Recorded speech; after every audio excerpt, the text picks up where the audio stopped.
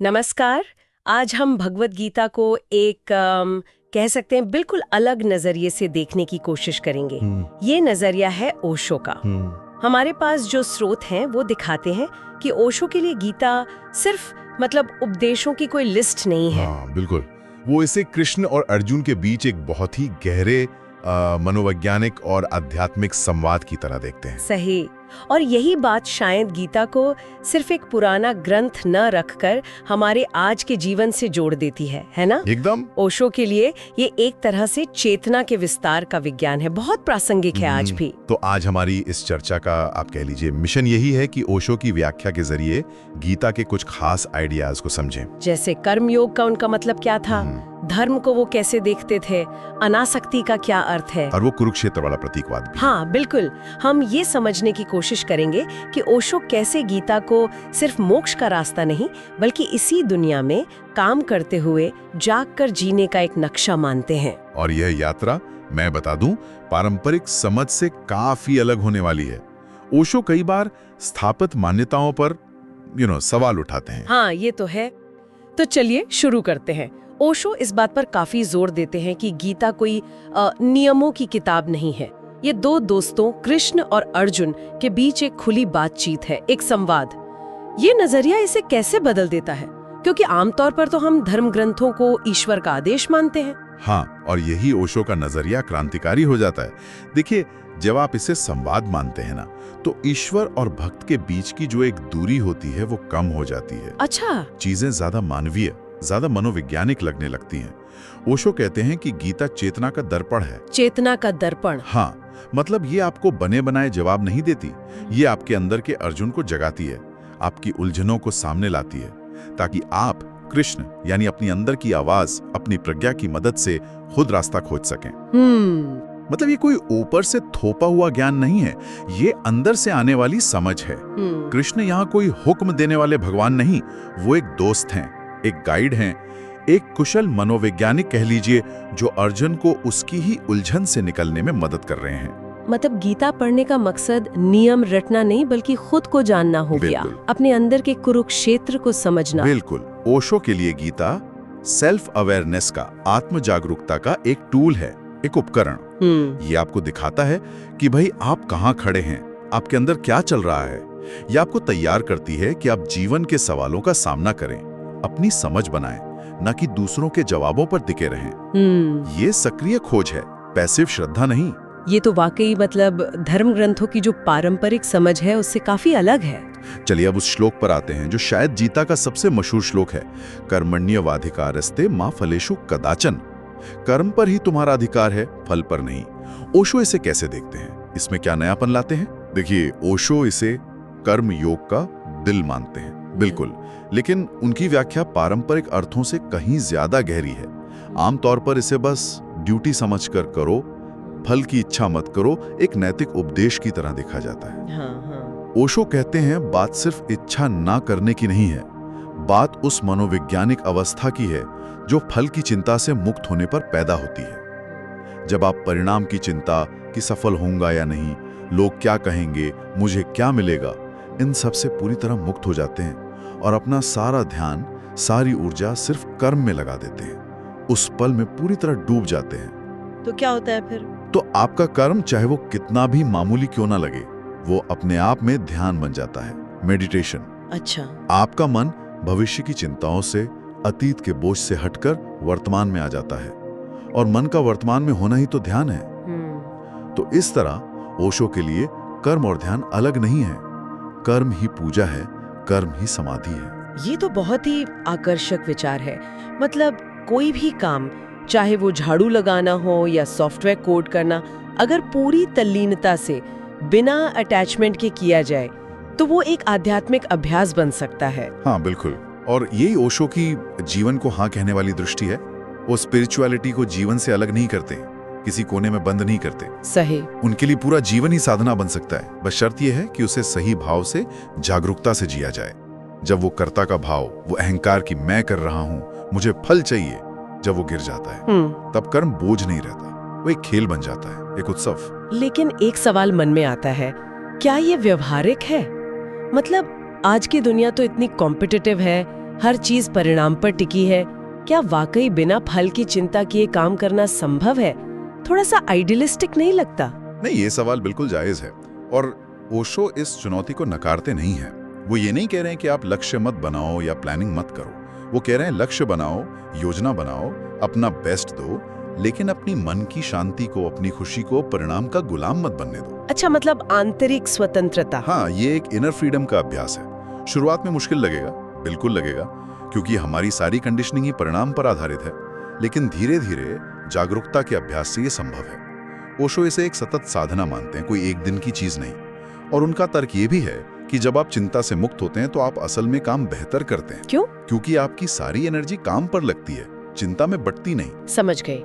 तो ये सिर्फ कर्म का नहीं, कर्म के पीछे की चेतना का सवाल है। हाँ। अच्छा, इसी से जुड़ा हुआ एक और कॉन्सेप्ट है अनासक्ति, डिटैचमेंट। हाँ। आपने जिक्र भी किया। राइट। लेकिन अक्सर लोग इसे वैराग्य समझ लेते हैं, जीवन से भागना। राइट। ओशो का क्या मतलब है अनासक्ति से? ये एक बहुत ही आम गलतफहमी है और बहुत गहरी गलतफहमी है। ओशो की अनासक्ति का मतलब जीवन से भागना या उदासीन हो जाना बिल्कुल नहीं है। बल्कि वो कहते हैं कि जीवन के खेल में पूरी तरह भाग लो, पूरी ऊर्जा से, पूरे जुनून से। अच्छा। प्रेम करो, दोस्ती निभाओ, काम करो, सफलता का मजा लो, चुनौतियों का सामना करो, सब कुछ करो, लेकिन नतीजों से भावनात्मक रूप से मत चिपको। हार जीत को बहुत ज्यादा दिल पर मत लो। जैसे कोई बहुत अच्छी फिल्म देख रहे हो, पूरी तरह इन्वॉल्व्ड, पर पता है कि ये स्क्रीन पर चल रहा है। हाँ, ये उपमा काफी हद तक सही है। ओशो कहते हैं जीवन एक लीला है, एक खेल है। इसे गंभीरता से नहीं बल्कि एक खेल की भावना से खेलो। पूरी तरह शामिल रहो, लेकिन एक साक्षी भाव भी बनाए रखो। साक्षी भाव? हाँ, मतलब आप अपने अनुभवों को, अपनी भावनाओं को, अपनी सफलता असफलता को देख सकते हैं बिना उनसे पूरी तरह आइडेंटिफाई हुए।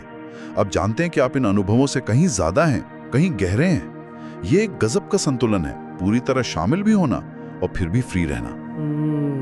ये इमोशनल मैच्योरिटी की निशानी है। सुनने में तो ये क्रांतिकारी लगता है, पर इससे साधना कितना मुश्किल होगा। पूरी तरह जीना भी और अनासक्त भी रहना, ये तो विरोधाभासी लगता है थोड़ा। हाँ, सतह पर देखने में लग सकता है, लेकिन ओशो के अनुसार यही जीवन की कला है। संसार में कमल की तरह रहना, कीचड़ में खिलना पर अछूता रहना। बिल्कुल। मुश्किल जरूर है, शायद जीवन की सबसे बड़ी चुनौती, लेकिन ओशो मानते हैं कि यही स्वतंत्रता का रास्ता है। आसक्ति, अटैचमेंट ही तो दुख का मूल कारण है। जब हम चीजों से, लोगों से, विचारों से, परिणामों से चिपक जाते हैं, तभी डर पैदा होता है, चिंता होती है, निराशा होती है। अनासक्ति हमें इस भावनात्मक गुलामी से आजाद करती है। ठीक है, ये समझ आया। अब धर्म शब्द पर आते हैं। गीता में स्वधर्म की बात बार बार आती है। स्वधर्मे निधनम श्रेयः, पर धर्मो भयावह। परंपरागत रूप से तो इसे वर्ण, जाति के कर्तव्य या मजहब से जोड़ा गया है। ओशो यहाँ क्या अलग कहते हैं? ओशो यहाँ पारंपरिक व्याख्याओं को आप कह सकते हैं पूरी तरह से चुनौती देते हैं। वो कहते हैं कि गीता का धर्म किसी बाहरी सामाजिक व्यवस्था, जाति या रिलीजन से बिल्कुल नहीं जुड़ा। ओशो की दृष्टि में धर्म का मतलब है व्यक्ति का स्वभाव, उसकी आंतरिक प्रकृति, उसकी मौलिक लय, उसका अपना यूनिक पोटेंशियल। स्वभाव जैसे पानी का धर्म बहना है, नीचे जाना है। आग का धर्म जलाना है, ऊपर उठना है। वैसे ही हर इंसान की एक अपनी अनूठी प्रकृति होती है, उसका एसेंस, उसकी इंट्रिंसिक नेचर। यानी आपकी जो नेचुरल टेंडेंसी है, आपका जो स्वाभाविक टैलेंट है, वो चीज जो आप नेचुरली हैं, बिना किसी सामाजिक दबाव के। एकदम सही। तो स्वधर्मे निधनम श्रेयः का ओशो ये अर्थ हुआ, अपने इसी मौलिक स्वभाव के अनुसार जीना सबसे अच्छा है, चाहे उसमें मुश्किलें आए, संघर्ष हो, मौत भी क्यों ना हो। और परधर्मो भयावह का मतलब हुआ दूसरे के स्वभाव की नकल करना, समाज के थोपे हुए रोल निभाना, अपने स्वभाव के खिलाफ जीना। ये भयानक है। क्यों भयानक है? क्योंकि ये आपको खुद से दूर ले जाता है, आपके अंदर एक गहरा कॉन्फ्लिक्ट, एक असंतोष पैदा करता है, आप ऑथेंटिक नहीं रह पाते हैं। ये व्याख्या तो व्यक्ति की आजादी और प्रामाणिकता पर बहुत जोर देती है, लेकिन फिर वही सवाल, आज के इस शोर वाले समाज में जहां हमें बचपन से बताया जाता है कि क्या बनना है, कैसे जीना है, कोई अपने असली स्वभाव को पहचाने कैसे? ये कैसे पता चले? ओशो मानते हैं कि ये आसान नहीं है, क्योंकि कंडीशनिंग बहुत गहरी होती है, लेकिन वो कुछ इशारे करते हैं। पहला कदम है आत्मनिरीक्षण, जागरूकता। ध्यान इसमें बहुत मदद करता है, क्योंकि वो मन का शोर शांत करता है। आपको अपनी गहरी प्रवृत्तियों, अपनी नेचुरल खुशियों के प्रति संवेदनशील बनाता है। दूसरा, उन चीजों पर ध्यान देना जिन्हें करने में आपको मजा आता है, जिनमें समय का पता नहीं चलता, बिना किसी बाहरी इनाम के भी। हाँ, जिनके लिए बाहरी मोटिवेशन की जरूरत ना हो। तीसरा, समाज की अपेक्षाओं और अपनी अंदर की आवाज के बीच फर्क करना सीखना। ये एक लगातार चलने वाली खोज है, खुद के साथ प्रयोग करने की प्रक्रिया है, कोई रेडीमेड फॉर्मूला नहीं है। ये तो खुद को खोजने की एक लंबी यात्रा लगती है। चलिए आगे बढ़ते हैं। ओशो कृष्ण के चरित्र को कैसे देखते हैं? गीता के नायक कृष्ण। ओशो कृष्ण के प्रति गहरा सम्मान रखते हैं, प्रेम रखते हैं, लेकिन वो उन्हें पारंपरिक भगवान की मूर्ति में कैद नहीं करते। वो कृष्ण को जोरबादी बुद्धा का प्रतीक मानते हैं। जोरबादी बुद्धा, ये क्या है? जोरबा यानी जीवन का उत्सव, आनंद, भोग का प्रतीक, और बुद्धा यानी ध्यान, शांति, साक्षी भाव का प्रतीक। ओशो कहते हैं कृष्ण वो व्यक्ति है जिसने जीवन के मटीरियल और स्पिरिचुअल दोनों पहलुओं को पूरी तरह जिया है। वो सिर्फ भोगी नहीं, सिर्फ त्यागी नहीं। अच्छा, वो जीवन के हर रंग में उतरते हैं। वो प्रेमी हैं, दोस्त हैं, योद्धा हैं, सारथी हैं, डिप्लोमैट हैं, संगीतकार हैं, लेकिन किसी भी रोल से चिपकते नहीं, किसी में कैद नहीं होते। वो प्रेम करते हैं पर आसक्त नहीं होते। वो युद्ध करते हैं पर नफरत से नहीं, एक जरूरत समझकर। तो कृष्ण का पूरा जीवन ही ओशो के लिए गीता के उस संदेश का जीता जागता उदाहरण बन गया, अनासक्त कर्म और समग्र जीवन। बिल्कुल। अगर हम इसे बड़ी तस्वीर से जोड़ें तो ओशो के अनुसार कृष्ण का चरित्र दिखाता है कि आध्यात्मिकता का मतलब जीवन से भागना नहीं है, बल्कि जीवन को और कुशलता से और पूरी तरह से और आनंद से जीना है। वो संसार और सन्यास के बीच, भोग और योग के बीच एक अद्भुत संतुलन बनाते हैं। कृष्ण सिखाते हैं कि जीवन के विरोधाभासों को स्वीकार कैसे करें। भागो मत पर फंसो भी मत, पूरी तरह जियो लेकिन होशपूर्वक, साक्षी भाव से। यही कृष्ण का संदेश है और ओशो के लिए यही गीता का सार है। ये वाकई जीवन को एक उत्सव की तरह देखने का नजरिया है, जिसमें मुश्किलें और लड़ाइयाँ भी शामिल हैं। हाँ। और यहीं पर कुरुक्षेत्र के युद्ध का प्रतीक भी आता है। ओशो इसे सिर्फ एक ऐतिहासिक घटना तो नहीं मानते। नहीं, बिल्कुल नहीं। ओशो के लिए कुरुक्षेत्र का युद्ध बाहरी होने से कहीं ज्यादा आंतरिक है। ये हर इंसान के मन के अंदर लगातार चलने वाले संघर्ष का प्रतीक है। कुरुक्षेत्र का मैदान हमारा अपना मन है। हमारा मन। हाँ, पांडव हमारी अच्छी वृत्तियां हैं, हमारी पॉजिटिव शक्तियां, हमारी समझ, और कौरव हमारी बुरी वृत्तियां, हमारी नेगेटिव टेंडेंसीज, लोभ, मोह, अहंकार, गुस्सा, जलन, ये सब। और ये लड़ाई हर पल हमारे अंदर चल रही है। और अर्जुन कौन है इस लड़ाई में? अर्जुन हम सब हैं। आज का इंसान जो कंफ्यूज्ड है, दुविधा में है, जिसे सही गलत समझ नहीं आ रहा, जिसके पास लॉजिक है, बुद्धि है, पर दिशा नहीं है, वो फंसा हुआ है। उसे अपने ही प्रियजनों से, मतलब अपनी ही आदतों से, अपनी ही कंडीशनिंग से जो कौरवों के रूप में खड़ी हैं, लड़ना है। और वो लड़ना नहीं चाहता, भागना चाहता है। ये आज के इंसान की हालत का एकदम सटीक चित्र है। और कृष्ण, अगर अर्जुन हम हैं, तो कृष्ण कौन है? कृष्ण हमारी अपनी सोई हुई चेतना है, हमारी आंतरिक प्रज्ञा, हमारा स्वभाव, हमारा हायर सेल्फ, अंदर बैठा परमात्मा कह लीजिए। वो आवाज जो हमेशा है पर जिसे हम मन के शोर में सुन नहीं पाते। अच्छा।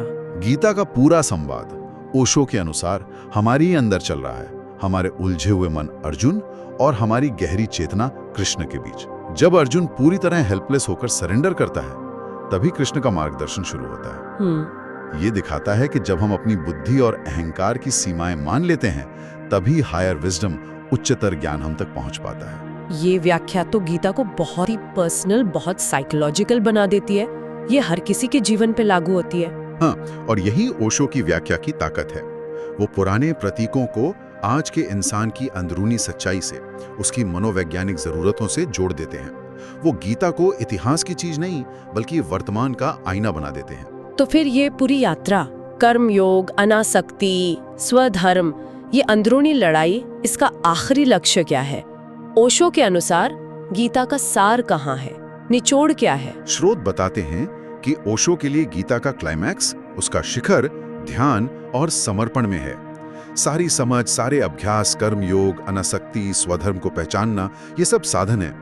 मंजिल है उस अवस्था तक पहुंचना जहां व्यक्ति अपने छोटे मैं को, अपने सीमित अहंकार को, अपने ईगो को छोड़ देता है और खुद को पूरे अस्तित्व के प्रति, परम सत्ता के प्रति समर्पित कर देता है। समर्पण, कहीं इसका मतलब फिर से वही तो नहीं, निष्क्रिय हो जाना, अपनी इच्छा शक्ति छोड़ देना? नहीं, ओशो के अर्थों में समर्पण का मतलब पैसिविटी या हार मान लेना नहीं है। ये ईगो का डिसॉल्व होना है। ये भाव कि मैं कर रहा हूँ, ये मेरा जीवन है, मैं कंट्रोल कर रहा हूँ, इसका गिर जाना है। अच्छा। जब ये मैं का भाव गिरता है तब व्यक्ति विराट अस्तित्व की मर्जी के साथ एक हो जाता है। तब जो होता है वो व्यक्तिगत अहंकार से नहीं होता, वो सहज होता है, स्वाभाविक होता है। ओशो इसे ही सच्ची आजादी, सच्ची मुक्ति और परम आनंद की अवस्था मानते हैं। और ध्यान? ध्यान वो प्रक्रिया है, वो चाबी है जो मन को शांत करती है, विचारों के पार ले जाती है और इस अहंकार के विसर्जन और समर्पण के लिए जमीन तैयार करती है। तो अगर हम इस पूरी चर्चा को समेटें तो ओशो की गीता दृष्टि हमें क्या सिखाती है? कुछ मुख्य बातें शायद ये है, गीता आदेश नहीं, संवाद है, चेतना का। कर्मयोग फल की चिंता छोड़कर ही संभव है और वही कर्म ध्यान है। धर्म बाहरी नहीं, आपका अपना स्वभाव है।